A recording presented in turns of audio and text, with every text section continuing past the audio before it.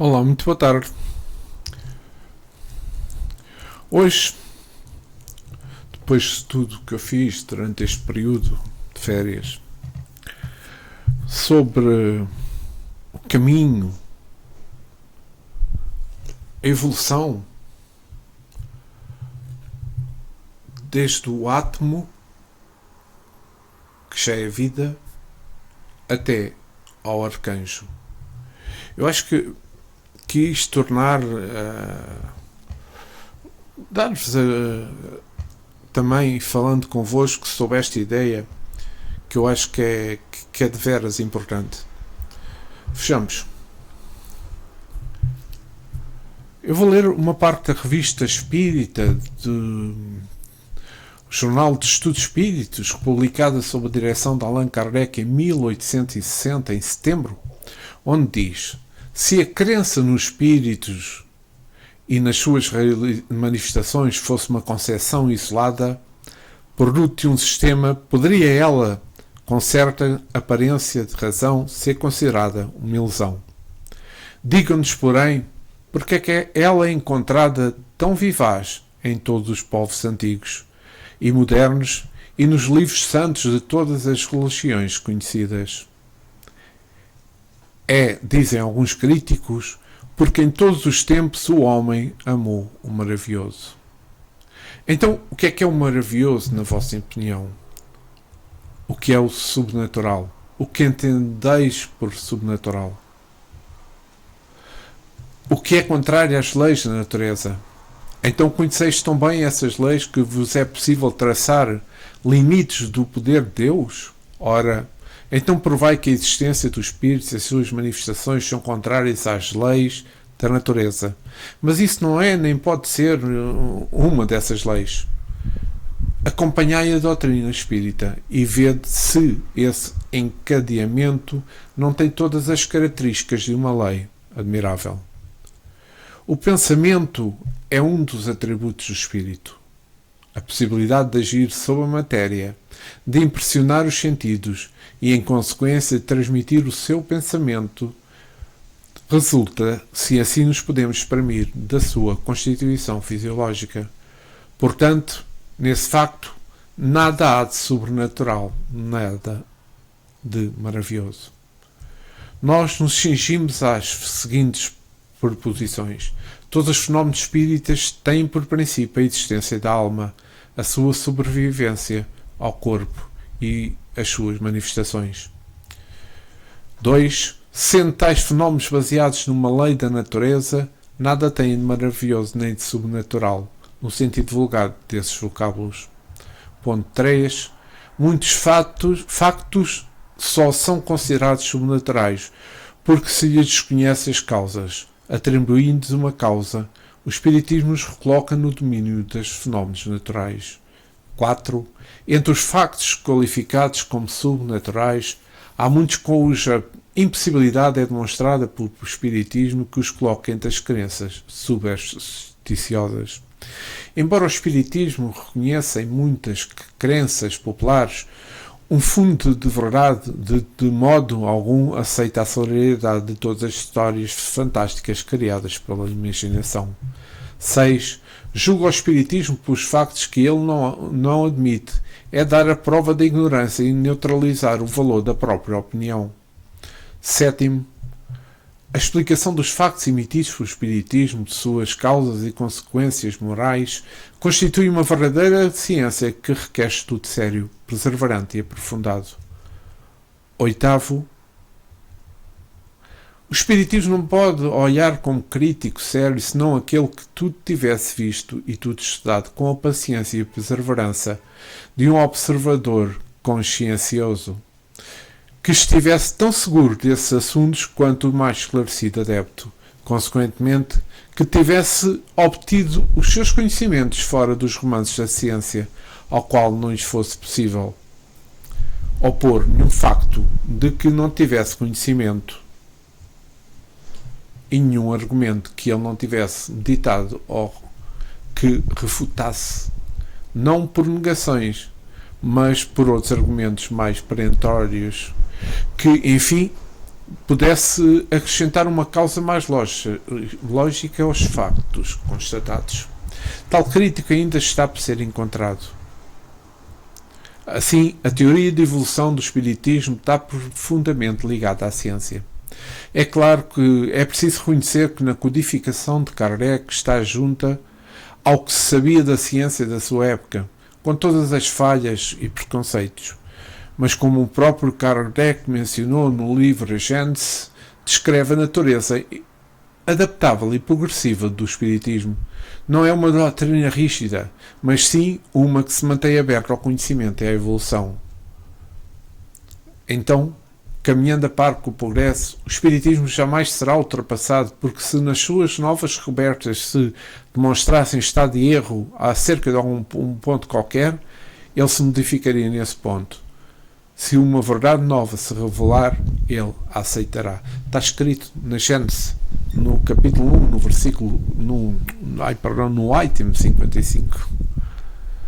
Isto torna-se bastante importante, esta parte.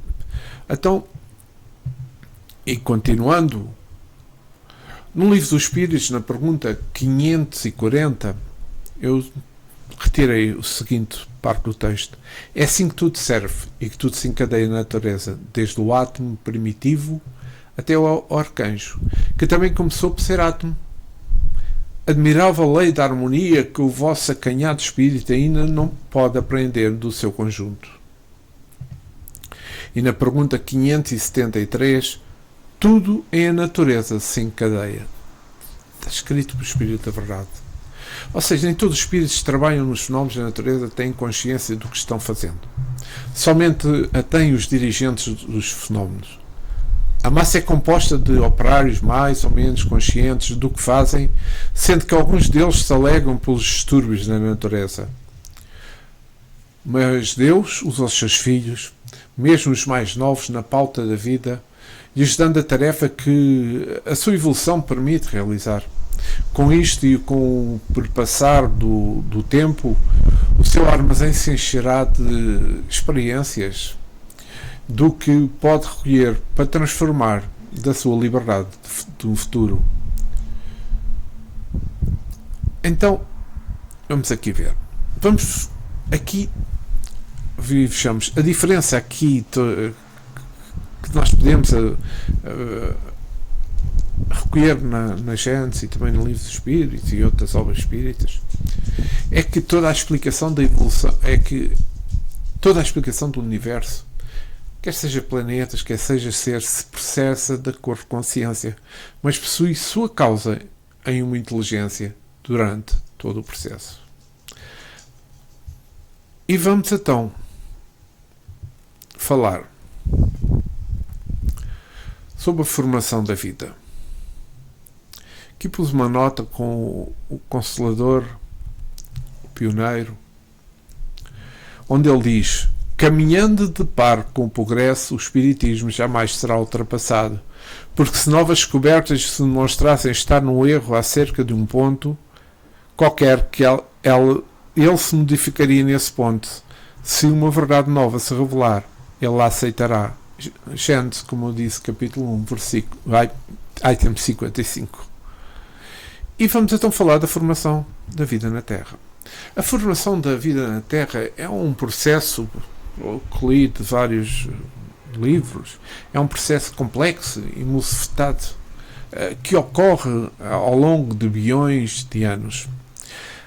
Acredita-se que a vida surgiu a partir das moléculas orgânicas simples que se reuniram em estruturas mais complexas como células em um ambiente primordial rico em energia. Então, falando um pouco das etapas da formação da vida.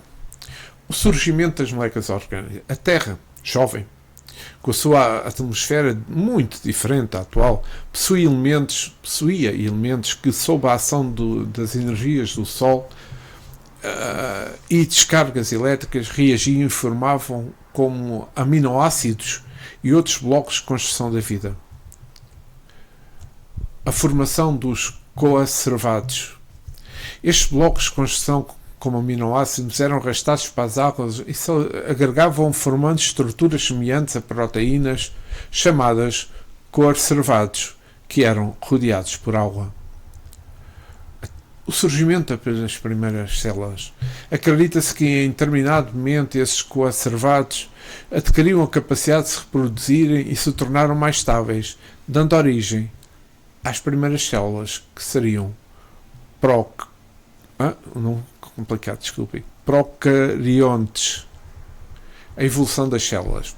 É que com o passar do tempo, as células procariontes evoluíram e se diversificaram, dando origem a diferentes grupos, como bactérias e arqueias. Então, o surgimento dos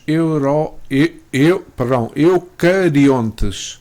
Acredita-se que os eucariontes, que possuíam células mais complexas, surgiram na Terra há cerca de 1,5 bilhões de anos, a partir de uma simbiose entre a célula procarionte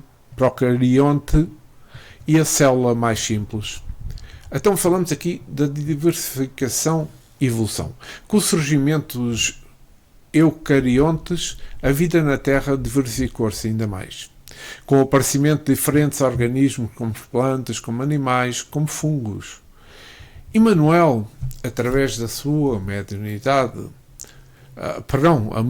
através da mediunidade, sim, de Francisco Cândido Xavier, escreve no livro O Caminho de Luz que todo esse processo admirável não foi obra do acaso, resultado de forças cegas, inconsequentes, e sim a sequência de um trabalho bem elaborado dos espíritos superiores, responsáveis pelo destino do nosso planeta. Emmanuel também nos informa que Jesus, ele mesmo, e a sua falange de engenheiros, químicos, biólogos, siderais, estiveram presentes todo o tempo, acompanhando fase a fase o despertar da vida no planeta. Não podemos também desconsiderar a presença do princípio inteligente que poderíamos chamar de Deus, que, como campo organizador da forma, deve ter exercido um papel preponderante no processo da gênese orgânica. E aqui vou buscar um apontamento de Emmanuel, que ele nos diz: e quando se ordenaram os elementos do mundo nascente,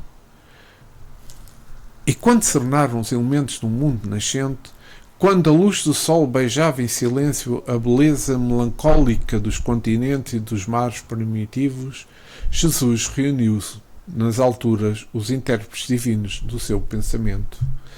Viu então descer sobre a terra das amplidões dos espaços ilimitados uma nuvem de força cósmica que envolveu o imenso laboratório em repouso. Daí a um tempo podíamos observar a existência de um elemento viscoso que cobria toda a Terra. Estavam dados os primeiros passos no caminho da vida organizada. Este relato, obviamente, e de forma um pouco romanceada, por aí dizer, sugere elementos da panspermia, teoria marginalizada pela ciência até poucos anos e que sustenta que o detonador da vida na Terra foram elementos provenientes dos espaços trazidos dos cometas, meteoritos e nebulosas. Na questão 43, 44 e 45 do Livro dos Espíritos, onde está escrito que a quimiossíntese e a teoria dos coacervantes de Alexandro Opari, de 1936, são pronunciados por espíritos com palavras diferentes, mas tendo, no fundo, a mesma ideia. E então, vamos avançar, já vimos esta parte, vamos avançar para a evolução orgânica.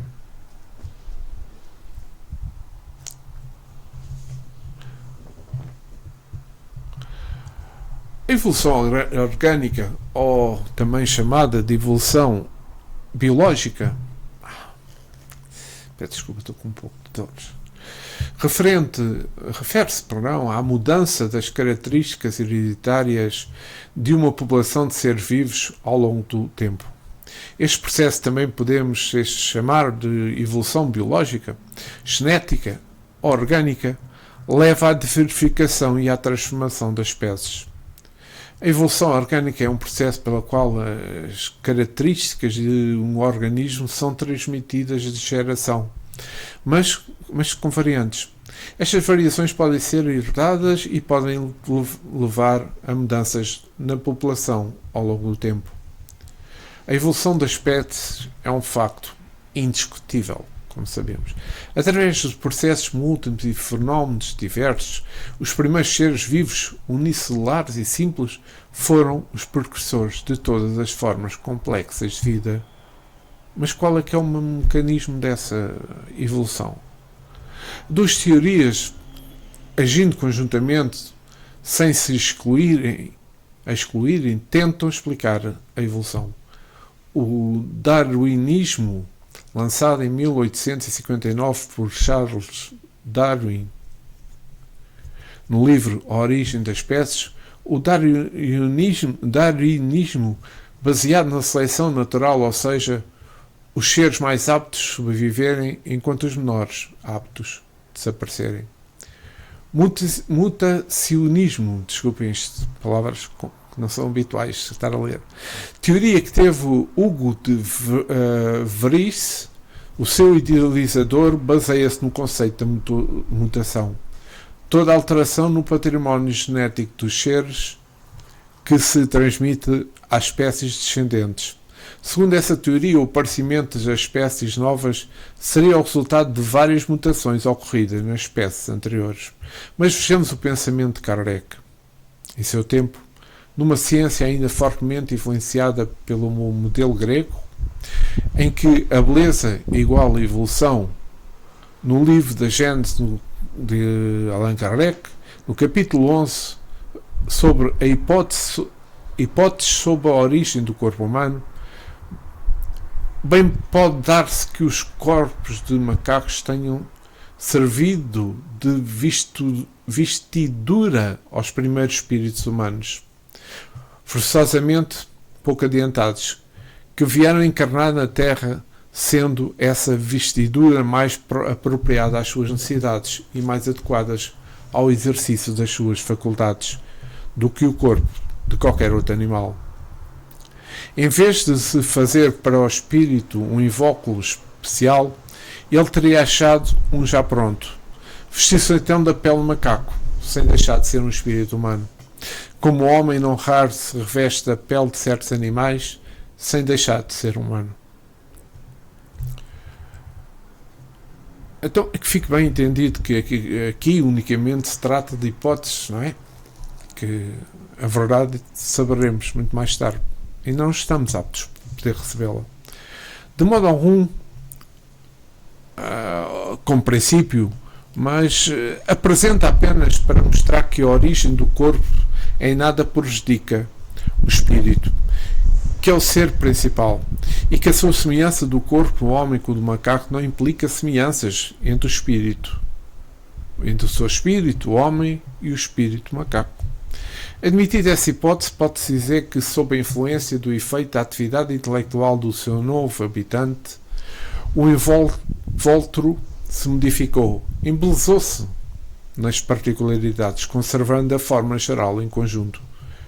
Melhorados os corpos pela procriação, se reproduziram nas mesmas condições como sucede com as árvores de certo.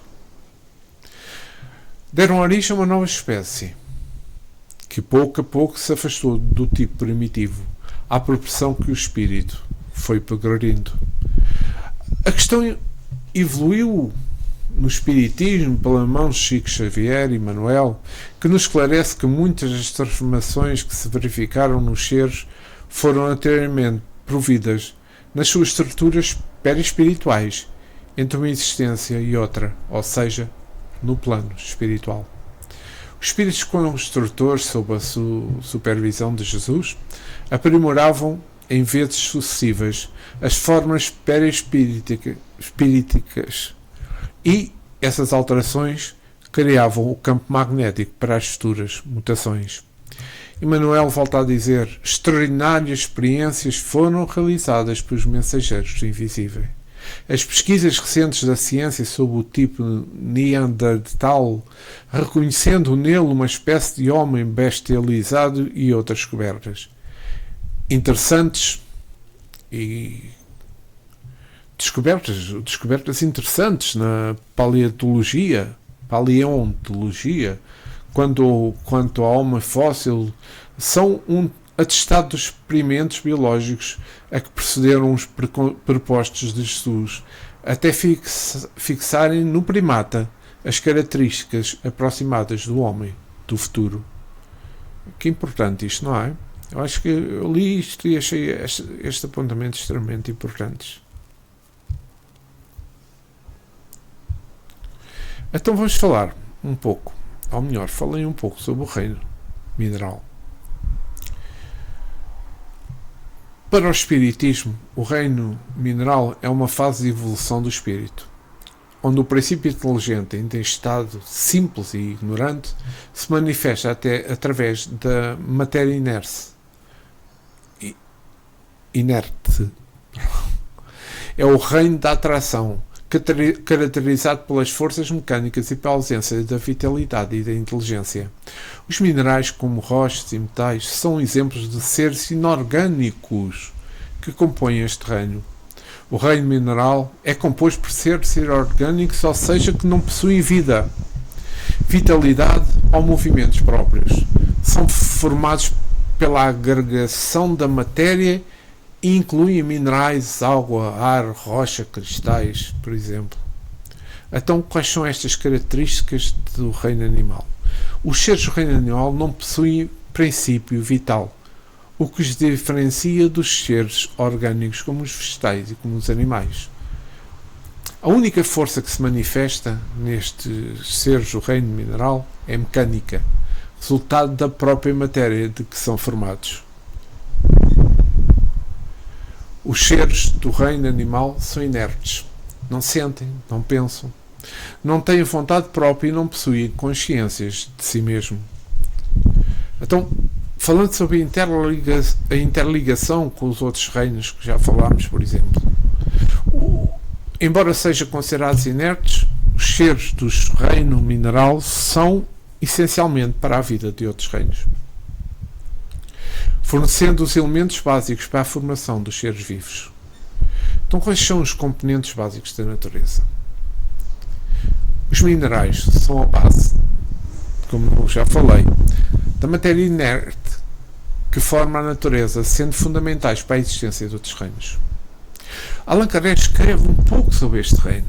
Diz-nos que ele é constituído de matéria inerte e não possui mais do que uma força mecânica. Os minerais não têm vitalidade e nem movimentos próprios, sendo formado apenas pela agregação da matéria. São os nossos chamados seres inorgânicos da natureza. A pedra, por exemplo, não apresenta sinais de vida. Pode-se dizer que o característico base dessa fase é a atração, presenciado claramente no fenómeno do magnetismo. As intermediações com o reino vegetal que vem a seguir, investigações científicas descobriram a geração espontânea dos vírus nas estruturas cristalinas. O vírus se situa na encruzilhada dos reinos mineral, vegetal e animal,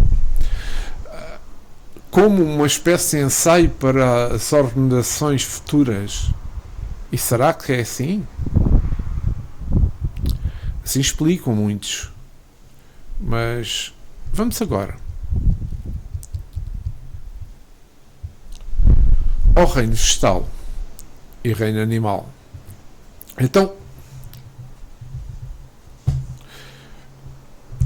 o Espiritismo ensina que o reino vegetal e animal são parte da escalada de evolução dos espíritos. O reino vegetal é considerado um estágio inferior, onde a inteligência dorme. Enquanto no reino animal a inteligência por não é mais desenvolvida, mas ainda num estágio de sonho. O espírito evolui através destes reinos. aprendendo e crescendo espiritualmente, antes de atingir o reino humano, onde a inteligência acorda e a consciência se manifesta. O reino vegetal, ou plantae, e o reino mineral, ou animalia, são 2 dos 5 reinos biológicos que agrupam os seres humanos, de acordo com as características estruturais, anatómicas e genéticas. O reino vegetal inclui plantas, seres eucariontes e multicelulares que produzem o seu próprio alimento através da fotossíntese. As plantas compostas de matéria inerte são dotadas de vitalidade. Elas não pensam, não têm mais do que a vida orgânica.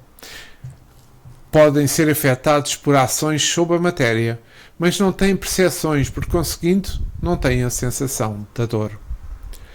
Como não pensam, não podem ter vontade. E não têm consciência de si mesmas.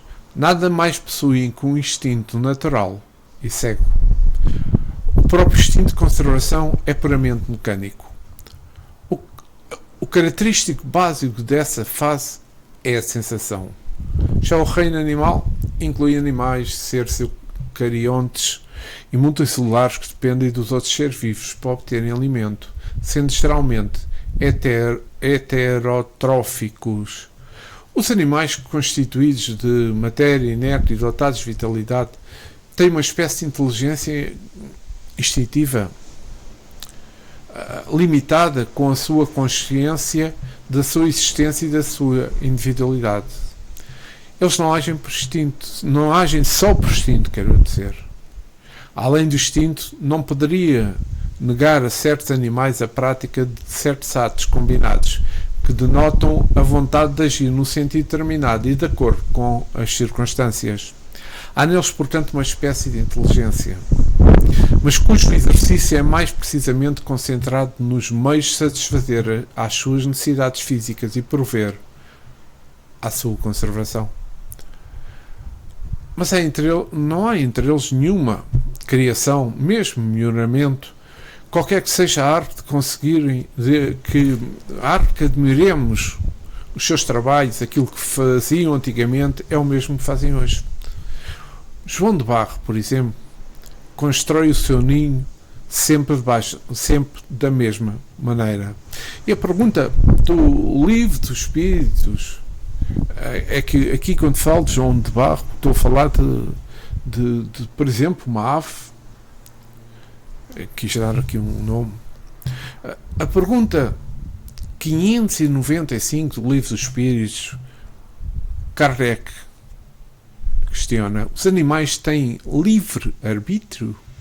É o que vai responder exatamente àquilo que eu estava a mencionar.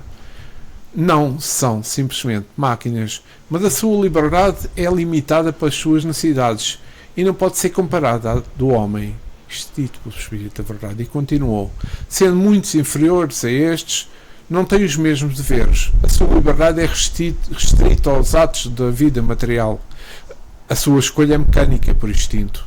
Na comparação do homem com o animal, Allan Kardec, na pergunta 597,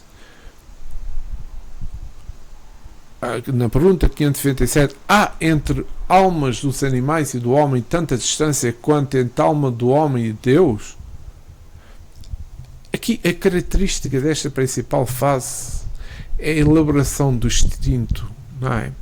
Nas zonas de intermediação entre o reino animal e o reino nominal estão situados também os antropóides. Então, vejamos as características. Quais são as características do que falei sobre o reino vegetal? Então, o reino vegetal, os pluricelulares, eucariontes, autotróficos, produzem o próprio alimento através da fotossíntese. Possuem clorofila, sim. Células com parede celular feitas de celulose.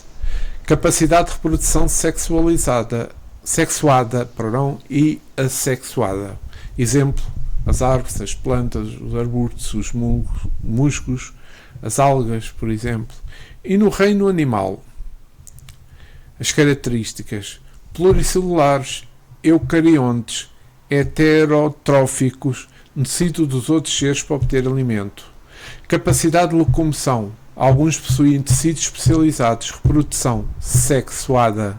Exemplos: os vertebrados, os mamíferos, as aves, os peixes, os répteis, os anfíbios, os invertebrados, os insetos, os crustáceos, os moluscos, os equinodermos, entre outros. Em resumo, a principal diferença que existe entre estes dois reinos reside na forma como obtêm a sua energia. As plantas são produtoras, enquanto os animais são consumidores. No entanto, em muitos animais, especialmente nos animais superiores como o cão, o gato, o macaco, o burro, o cavalo, o elefante, já se identifica uma inteligência rudimentar. Além dos atos instintivos, observam-se às vezes atitudes que procuram certo grau de perspicácia e lucidez. Seria uma forma primitiva de inteligência, relacionada apenas com as coisas que importam, a autoobservação do animal. André Luiz diz que nos animais superiores observa-se um pensamento descontínuo e fragmentário, a partir da qual vai desenvolvendo-se o pensamento contínuo do reino nominal. Aqui vou, em alguns dos anjos por Chico Xavier, no Parnaso, poema Evolução, escreveu: se devassássemos os labiritos dos eternos princípios embrionários, a cadeia de impulsos e de instintos, rudimentos dos seres planetários, tudo o que a poeira cósmica elabora, em sua atividade interminável, o anseio da vida, a onda sonora, que percorrem o espaço imensurável, veríamos o evoluir dos elementos das origens às súbitas ascensos, transformando a luz em sentimentos, no assombro prodígio das existências, no profundo silêncio dos inermes inferiores e rudimentares, nos rochedos, nas plantas, nos vermes, a mesma luz de corpos estelares. É que dos invisíveis microscópicos aos monólito enorme das idades, tudo é clarão da evolução do cosmos, imensidade das imensidades. Nós já fomos os germes de outras eras, enjaulados no cárcere das lutas. Viemos do princípio das moneras, buscando as perfeições absolutas. Eu vou ler aqui uma parte que eu acho importante da Gênese, no capítulo 10, na Gênese orgânica, a escalada dos seres orgânicos. Eu vou ler o seguinte: entre o reino vegetal e o reino animal, nenhuma delimitação há nitidamente marcada. Nos confins dos dois reinos estão os zoófitos e os animais plantas, cujo nome indica que eles participam de um e outro, serve-se de traço de união. Como os animais, as plantas nascem, vivem, crescem, nutrem-se e respiram, reproduzem e morrem. Como aqueles que precisam das luzes, do calor, da água, estimulam-se e morrem, desde que lhes falte esses elementos. A observação de um ar viciado e de substâncias deletérias as envenena. Oferecem como caráter distintivo mais acentuado conservarem-se presas ao solo e tirarem dele a nutrição, sem se deslocarem. O zoofito tem a aparência exterior da planta. Como planta, mantém-se preso ao solo. Como vida, a vida nele se acha mais acentuada. Tira de meio ambiente a sua alimentação. Um grau acima, o animal é livre e procura o alimento. E, em primeiro lugar, vêm as inúmeras variedades de pólipos, de corpos gelatinosos, sem órgãos bem definidos, só diferenciando das plantas para a faculdade de locomoção. Seguem-se na ordem de desenvolvimento dos órgãos da atividade vital e, no instinto, os helmintos ou vermes intestinais, como os músculos, animais carnudos sem ossos, alguns deles nus, como as lesmas, os polvos e outros provindos das conchas, como o caracol, as ostras ou os crustáceos, cuja pele é revestida de uma crosta dura, como o caranguejo, a lagosta, os insetos, aos quais a vida assume prodigiosa atividade e se manifesta um instinto engenhoso, como a formiga, a abelha e a aranha. Alguns se metamorfosiam, como a lagarta que se transforma em elegante borboleta. Depois vem a ordem dos vertebrados, animais de osso, de esqueleto ou ósseo. Ordem que abrange os peixes, os répteis, os pássaros. Seguem-se por fim os mamíferos, cuja organização é mais completa. Então, aqui falamos das conquistas do princípio inteligente. Primeira atração, capacidade de aglutinar os elementos da matéria. A sensação, a faculdade de reagir aos estímulos do meio. O instinto, atitudes espontâneas e involuntárias, reflexas características da espécie. A razão, consciência que o indivíduo tem de si mesmo e do meio que o cerca. Então, vamos falar do reino hominal. Afirma André Luiz que, para alcançar a idade da razão, com o título de homem, dotado de raciocínio e discernimento, o ser automatizado em seus impulsos, no caminho para o reino angélico, despendeu nada menos que 1,5 bilhão de anos. Com a conquista da razão aparece o raciocínio, a lucidez também, o livre-arbítrio e o pensamento contínuo.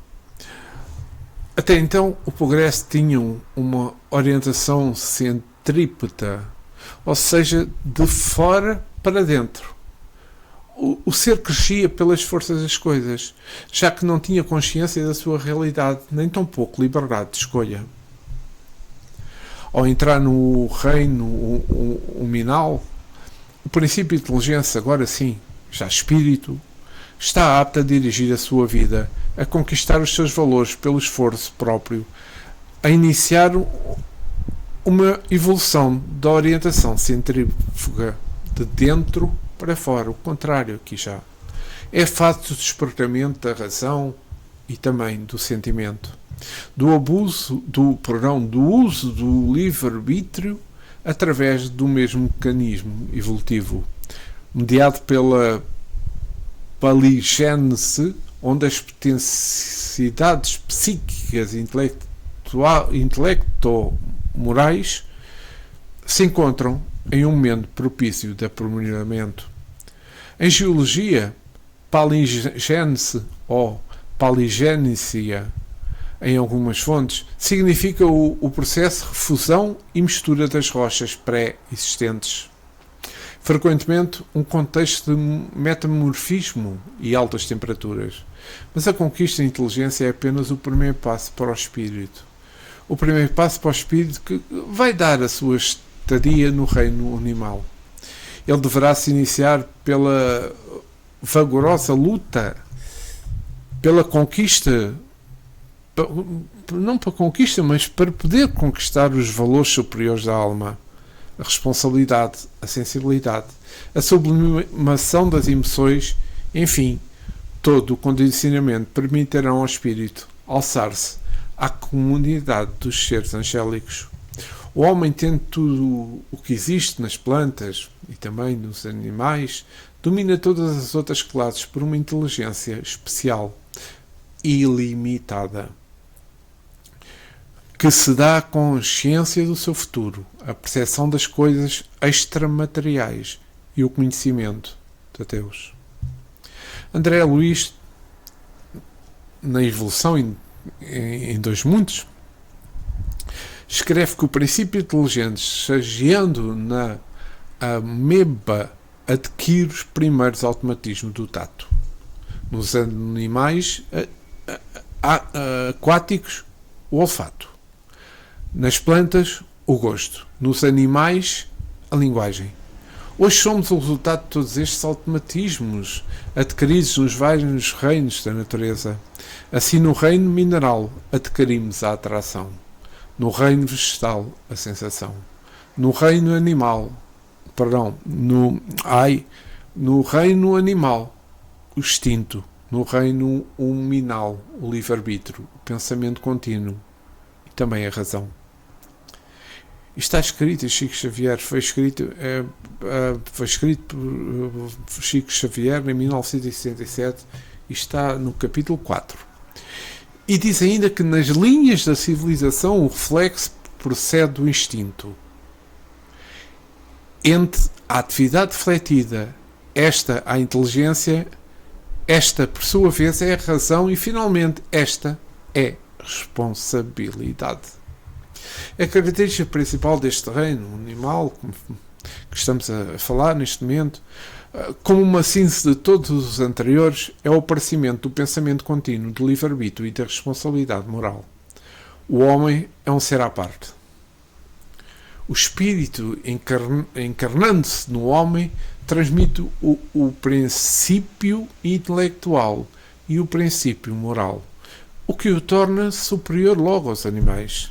O espírito, ao purificar-se e libertar-se pouco a pouco da influência da matéria. É isso que estamos a fazer aqui neste planeta Terra. O homem tem tudo o que existe nas plantas, nos animais, domina todas as suas classes por uma inteligência especial, ilimitada, que lhe dá consciência do seu futuro. A percepção das coisas extramateriais e o conhecimento de Deus, como eu já falei. Então o espiritismo, o reino animal, é o reino da humanidade, onde os espíritos se encarnam em corpos humanos para poderem evoluir. É um estágio de desenvolvimento que se distingue nos reinos minerais, vegetais e animais pela capacidade de raciocínio, de reflexão e também pelo desenvolvimento de uma consciência moral e uma consciência espiritual. Então, falemos sobre a evolução espiritual. Já estamos a falar, mas de qualquer forma, só refletir aqui, é que quanto à origem dos espíritos, nada se sabe. Allan Kardec diz: desconhecemos a origem e o modo de criação dos espíritos. Apenas sabemos que eles são criados simples e ignorantes, isto é, sem ciência e sem conhecimento, porém perfectíveis e com igual aptidão para tudo adquirirem e para tudo conhecerem. Na opinião de alguns filósofos espiritualistas, o princípio inteligente, distinto do princípio, de acordo com alguns especialistas, alguns filósofos espiritualistas, o princípio inteligente, distinto do princípio material, se individualiza e se elabora passando pelos diversos graus da animalidade. E é aí que a alma se ensaia para a vida e desenvolve o seu exercício pelas primeiras faculdades. Acho que se poderia dizer que esse é o período de incubação. Haveria, assim, filiação espiritual do animal para o homem, como há filiação corporal. Ou seja, hoje não resta mais dúvidas de que os espíritos, na sua longa trajetória, têm percorrido os diversos reinos da natureza. O pensamento de Leon Denis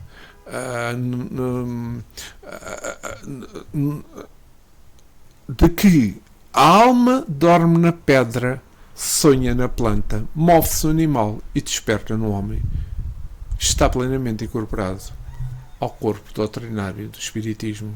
Isto que Leon Denis disse.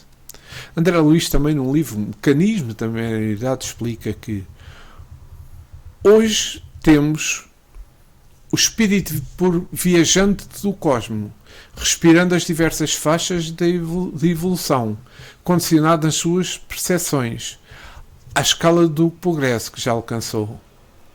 E que tal progresso, estampado no corpo mental de cada alma, vai ser condicionado por duas variantes: o tempo de evolução, ou seja, aquilo que a alma já lhe deu, e o tempo de esforço pessoal na construção do destino, ou seja, aquilo que ele próprio já deu à vida.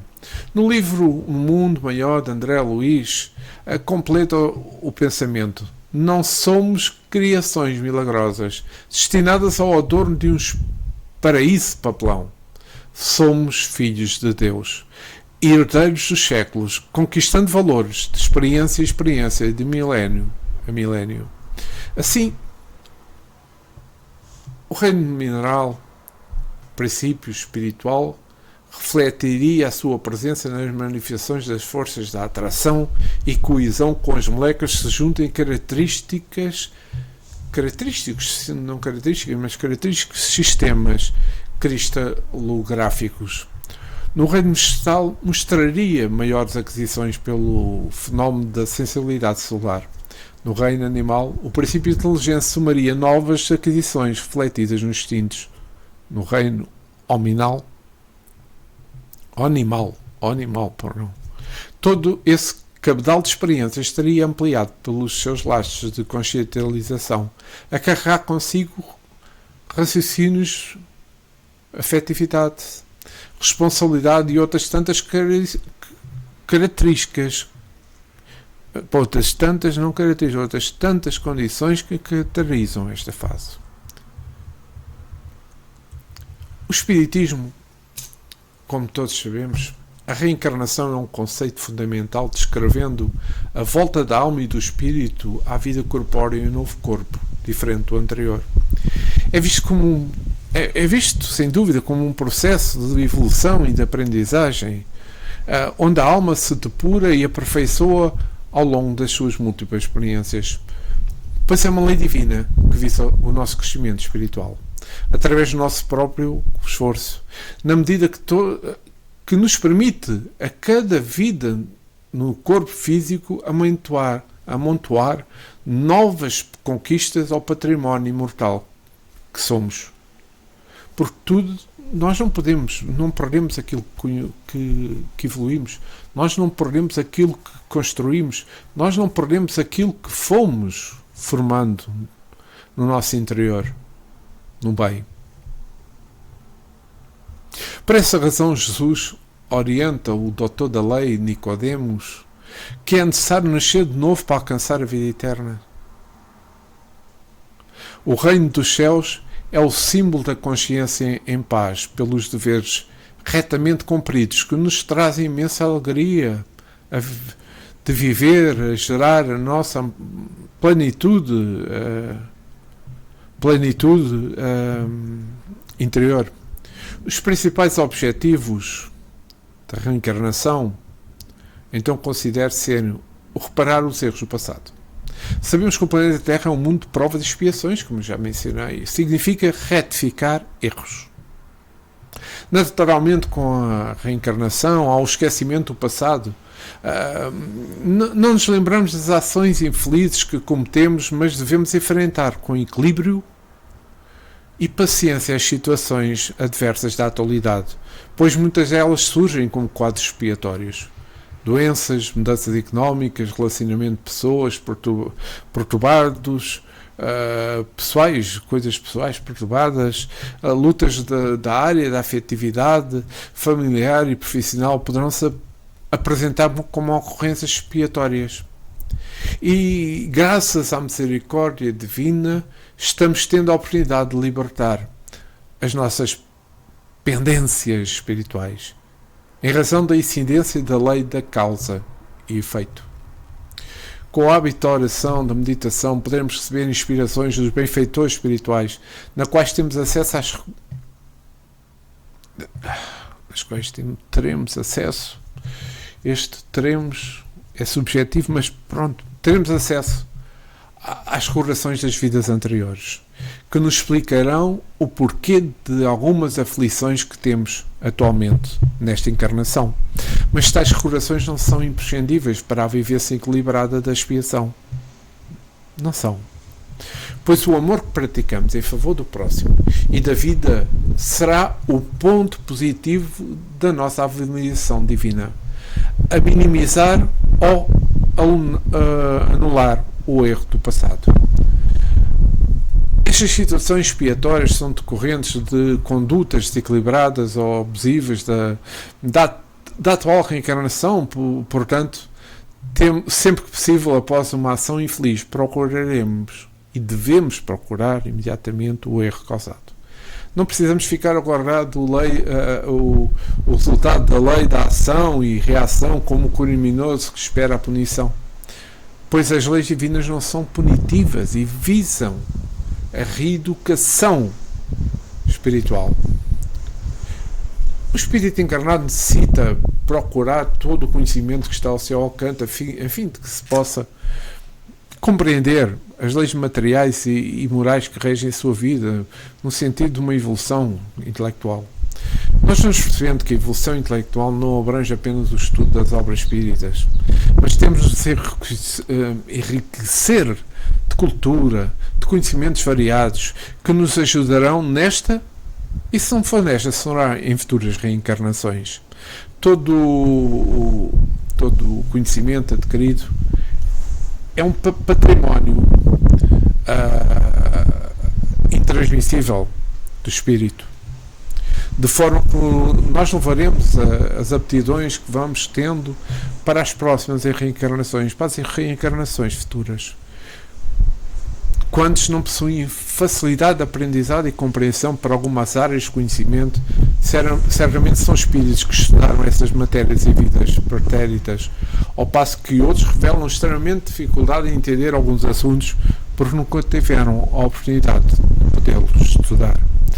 Nós, como espíritas, devemos ler e estudar as obras do Espiritismo com o objetivo de ampliar os nossos conhecimentos sobre as leis divinas e leis morais e fomentar o nosso crescimento espiritual. Então, devemos aprimorar os nossos sentimentos. E como é que fazemos a aprimoração? O aprimoramento, dos nossos sentimentos. O sentido da vida é a procura do amor, nas suas expressões mais elevadas, que são as virtudes. Desta forma, temos que desenvolver a paciência, a humildade, o perdão, a compaixão, a resignação, o otimismo e a alegria de viver, a caridade, etc, etc, etc, que estão encobertos no nosso mundo íntimo. Nós trazemos cá essas essências cá dentro. Temos que acordá-las para a vida. E cabe a cada um de nós a tarefa diária de nos observarmos nas relações sociais, no profissionalismo e familiares, a fim de notarmos quais são as virtudes que já temos e quais são aquelas que procuramos e que necessitamos de reforço, e quais ainda não possuímos e deveremos esforçar-nos para podermos desenvolvê-las. Mostra-se impossível adquirir todas as virtudes numa só vida física. Por isso Deus criou a lei da reencarnação. Nós não podemos querer compreender tudo. Não. Tenhamos paciência. Isso sim. E a paciência já é uma virtude para as conquistas nesta área, para nos não acomodarmos. Quanto maior a nossa dedicação, mais rapidamente veremos os resultados. Notemos que quais são as nossas maiores carências, as nossas maiores limitações morais, normalmente impulsionadas pelo orgulho e pelo egoísmo, que estão patentes em toda a nossa vida. E procuremos superá-las através da conquista da respectiva virtude. Por exemplo, se somos irritadiços, esforcemos para ter calma. Se ainda gostamos dos atritos, procuremos pacificação interior. Se o egoísmo domina as nossas ações, então temos que refletir sobre a importância da solidariedade. A maior etapa para a conciliação de uma virtude é enfrentar a dominada prova. Quando vivemos situações extremas, adversas, e temos de manter uma conduta elevada.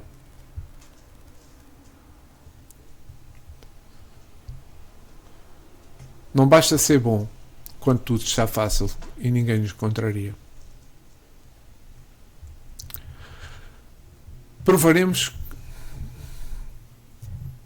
que somos espíritos amorosos, espíritos pacientes, humildes, quando vivemos com pessoas difíceis, junto a pessoas difíceis, pessoas que são egoístas, pessoas que são mal educadas, e mesmo assim, se soubermos manter uma conduta genuinamente cristã e dediquemos os nossos sentidos, os nossos sentimentos, para que a nossa vida seja mais plena de luz.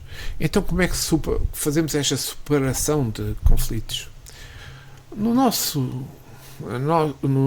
Atualmente, no nosso estágio evolutivo, é comum a vivência de situações, emoções mal resolvidas ou traumáticas, fazendo surgir os denominados conflitos psicológicos. Isto tem a ver com o que eu dizia, nós vivemos num planeta de provas e expiações. Temos alguns que são mais comuns, tais como a ansiedade perturbadora, a depressão, a insegurança, o vazio existencial, a síndrome do pânico, os medos, e as perturbações e dependências químicas, etc.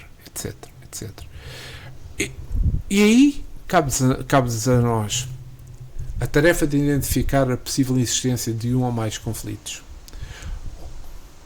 oriundos desta ou de outra vida passada.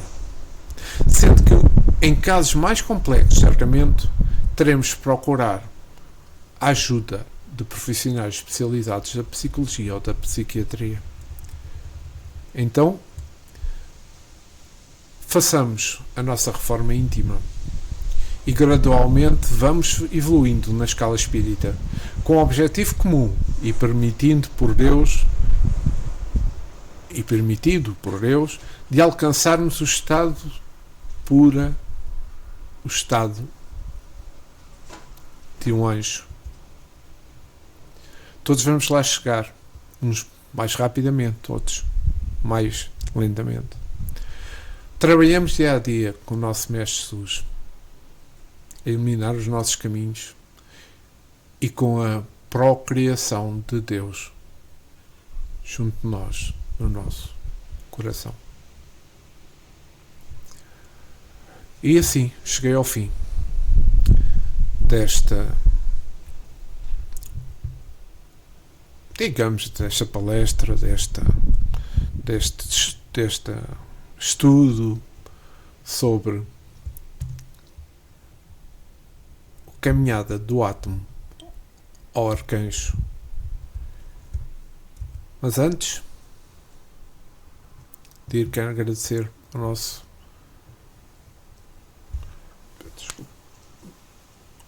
Mestre Jesus, aos nossos amigos espirituais, aos nossos guias, por terem proporcionado este momento com paz, harmonia e amor. Obrigado a todos. E Jesus fica connosco, permaneça connosco nos nossos corações, agora e sempre. Que assim seja.